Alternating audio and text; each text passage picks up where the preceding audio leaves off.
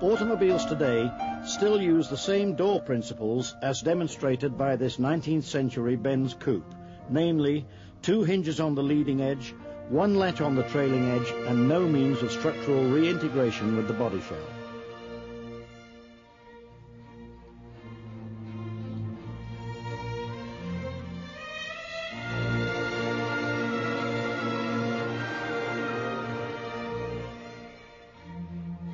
This really changes everything. On this particular model, we have chosen to eliminate the B-pillar and lengthen the door by 10 inches in order to increase access to the rear seats.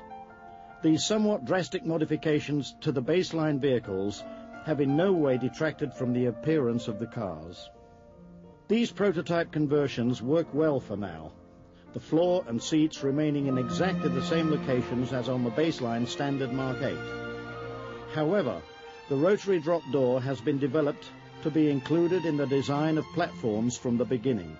This assures maximum benefit from the technology in the areas of stiffness and lightness of structure, again rendering an overall increase in vehicle efficiency. In one original design, we were able to demonstrate the feasibility of employing a fixed structural belly pan by establishing new hardpoints from the onset, thus ensuring a normal ground clearance at all times. A further feature on our vehicles is freedom from door dings and the fact that it is virtually impossible to be parked in. You may also have noticed that the exterior mirrors stay in position when the door is opened.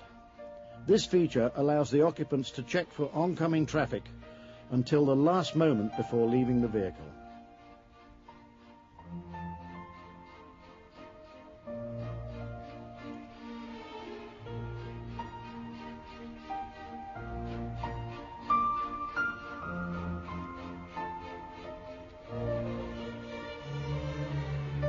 Sometimes the rotary drop door can be a godsend. All of our systems are designed to significantly increase vehicle safety, efficiency, and convenience.